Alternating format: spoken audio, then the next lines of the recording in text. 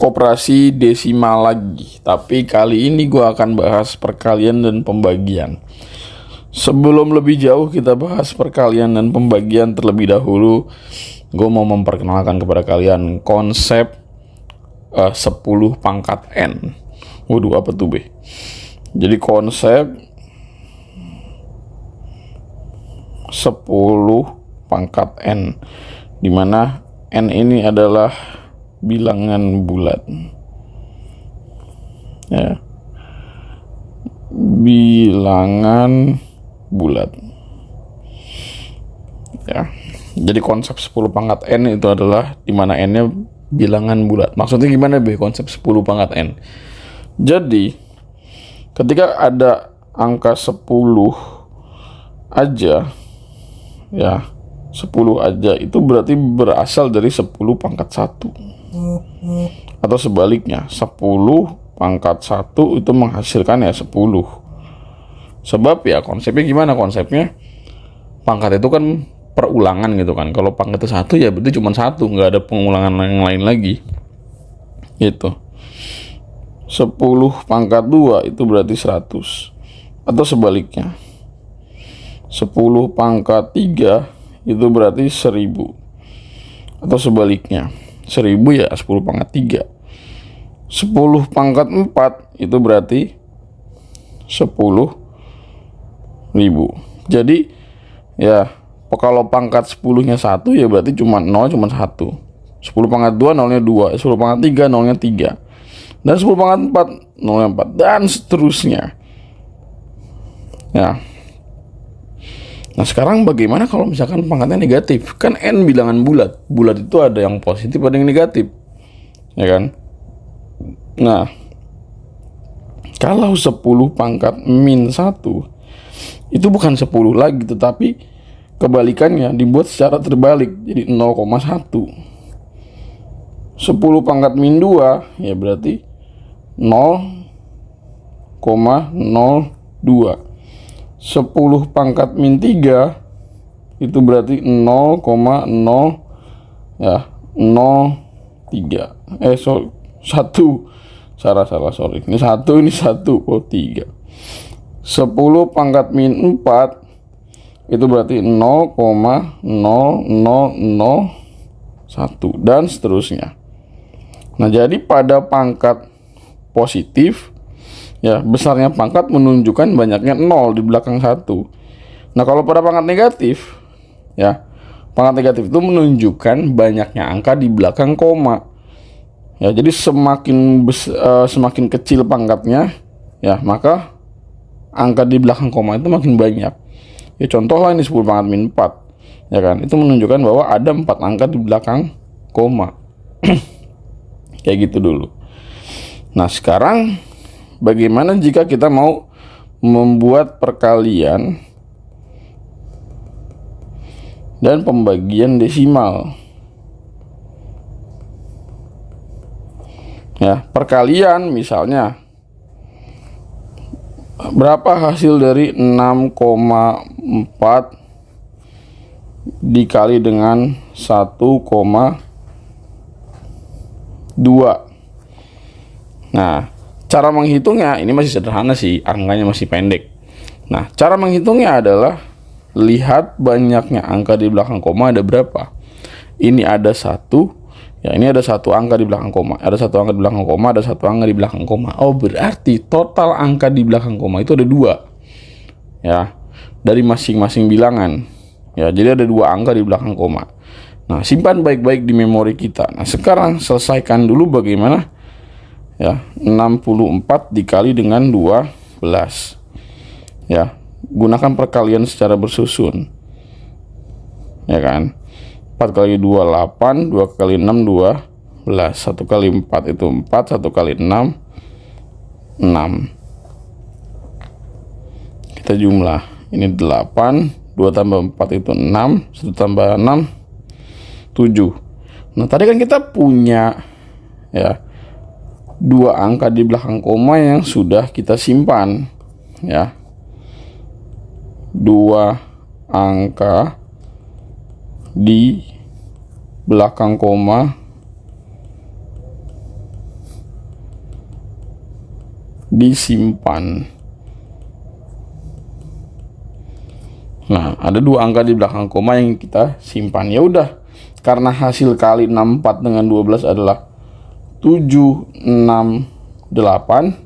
Nah, berarti kita harus memberikan 2 angka di belakang koma. Jadi gimana caranya 768 itu jadi bilangan desimal dengan 2 angka di belakang koma? Ya udah, berarti komanya taruh sini. Jadilah hasilnya 7,68. As simple as that pokoknya. Loh, konsep kayak gitu muncul dari mana, Be? Apakah tiba-tiba? Ya enggak. Nah, itu dari yang tadi gua ajarkan, pakai konsep 10 pangkat n. Nah, 6,4 dikali dengan 1,2 itu berarti 6,4 itu 64 dikali dengan 10 pangkat min 1. Kan ada 1 angka di belakang koma. 12 ya berarti dikali dengan 10 pangkat min 1 juga. Nah, ya udah, 64 dikali 12 kali 10 pangkat min 1 kali 10 pangkat min 1. Nah, 64 kali 12 tadi 768. Nah, ini kan 10 pangkat min 1 kali 10 pangkat min 1, jadinya 10 pangkat min 2. Ingat pada eksponen ya kan, kalau dikali pangkat ditambah, min 1 tambah min 1 ya min 2. Ya udah, 10 pangkat min 2 ya berarti harus ada 2 angka di belakang koma. Kayak gitu. Jadi bukan hanya sekedar disimpan di kepala tadi ya, tapi juga bisa dibuktikan secara eksponen. Nah, begitu juga pada digit yang lain atau bilangan desimal yang lain, misalkan 12,123 dikali dengan 0,2 misalkan. Nah, kan kalau kita total ada 4 angka di belakang koma. Ya udah, kita hanya perlu mengalihkan ya 12.123 dikali dengan 2. Ya udah, ini dikali dengan 10 pangkat berapa nih? Tuh 2 3 4. Ya udah, berarti pangkat min 4. Ya udah, tinggal dikali nih. 12.123 berarti 642 ya. 642 24.246 kali 10 pangkat min 4. Ya udah, berarti 2,4246 gitu. Nah, pada pembagian gimana? Pembagian sih sebenarnya ada variatif ya. Ya, bisa juga kita selesaikan dengan porogapit atau pembagian ya udah, itu lu mengandalkan ingatan lu aja tentang bilangan hasil pembagian. Contoh kayak misalkan gini, 1,28 dibagi dengan 0,2 gitu.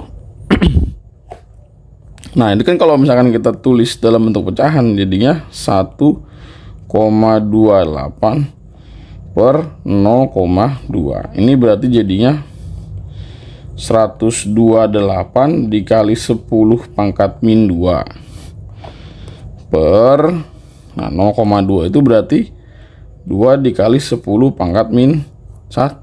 Nah, ya udah, 128 dibagi 2 berapa? Ya. Berarti berapa tuh? 64. Ya, 64 dikali 10 pangkat. Nah, ini eksponen. Ya kan, kalau sama pangkat dikurang, kalau dibagi berarti min 2 dikurang min 1. Berarti 64 kali 10 pangkat min 2 tambah 1 berarti min 1. Berarti hasilnya adalah berapa? 6,4 gitu. Ya. Kalau misalkan kita mau pakai cara porogapit ya bisa aja. Jadinya 1,28 dibagi 0,2. Nah, caranya adalah kita lihat mana nih antara pembagi sama yang dibagi. Ya, angka di belakang komanya banyakan mana? Ya banyakan ini kan. Ini 2, ini 1. Ya udah, gimana caranya supaya ini jadi bilangan bulat? Ya udah, karena ada 2 angka di belakang koma maka kali 100. Gitu. Jadinya Ya, 1,28 kali 100 ya 128. 0,2 ketika dikali 100 ya hasilnya 20 gitu. Ya udah tinggal 20 dikali dengan dikali 128 dibagi dengan ya 20. Ya 12 dibagi 20 kagak bisa, kasih 0 kali 20 ya 0. Kita kurangin 12 dikurang 0 ya 12. Nah, 8-nya turun. 128 dibagi 20 berapa tuh? 67, nggak mungkin ya, berarti 6. 6 kali 20 ya 120. Kita kurangin hasilnya adalah 8. 8 dibagi 20 kagak bisa, ya kasih koma di sini. Maka ini kasih 0. 80 dibagi 20 berapa? 4. 4 kali 20 ya 80. Habis deh, maka ini hasilnya 6,4. Ini juga sama 6,4 ya. Jadi ya ketika kita mau membuat dalam bentuk porogapit ya perhatikan mana nih angka yang paling banyak di belakang komanya ya. Misalkan paling banyak itu 3 ya berarti dikaliin 1000. Kalau angka di belakang komanya yang paling besar ada 4 angka di belakang koma ya berarti dikali 10.000. Gitu aja ya. Oke, jadi membentuk desimal ya dengan operasi perkalian, pembagian, ya penjumlahan dan pengurangan ya. Ketika operasi desimal dioperasikan ya ada perlakuan yang berbeda. Kalau penjumlahan ya dan pengurangan disejajarkan dulu komanya. Kalau perkalian ya kita nggak perlu disejajarkan. Yang penting ya tahu berapa banyaknya angka di belakang koma. Nanti di akhir tinggal diberi koma aja gitu. Perkalian biasa diselesaikan, lalu di akhir tinggal diberi koma. Kalau pembagian ya itu, kalau mau dibuat menjadi porogapit, lihat nih mana nih yang paling banyak angka di belakang komanya. Contoh misalkan gimana ya, misalkan 0,125 ya dibagi dengan 5. Ya udah, berarti ini ditulisnya 0,125 dibagi dengan 5 gitu. Nah, ini nggak ada desimalnya kan, dibilangan bulat ya, cuman yang ada di dalam kurung doang. Ya udah, berarti tinggal dikali ya kan. 0,125 supaya jadi bilangan bulat kali berapa? Karena ada 3 angka di belakang koma, maka kali 1000. Ya, ini berarti 5000. Ya. Ini berarti 5000 karena 5 dikali 1000 5000. Nah, 0,125 dikali 1000 ya berarti 125. Nah, ini hasilnya udah pasti desimal, nggak mungkin enggak. Kenapa? Karena 0,25 ya lebih kecil gitu kan daripada 5. Gitu. Atau bisa juga ini diselesaikan tanpa harus menggunakan porogapit. Lagi-lagi langkah pengerjaan matematika itu dinamis, teman-teman. Ya, lu nggak harus pakai begini, nggak harus pakai begini. Itu benar-benar sekreatif lu aja. Yang penting jangan terlalu kreatif ya, kebablasan ntar malah menyalahi aturan. Nah, gini, 0,125 itu kan berarti 125 dikali 10 pangkat min berapa tuh? Min 3 kan? Min 3. Ya, terus dibagi 5, berarti ini per 5 gini aja. Per 5. Nah, ya udah, selesaikan 125 dibagi 5 berapa? Ya 25. 25 kali 10 pangkat min 3 jadinya.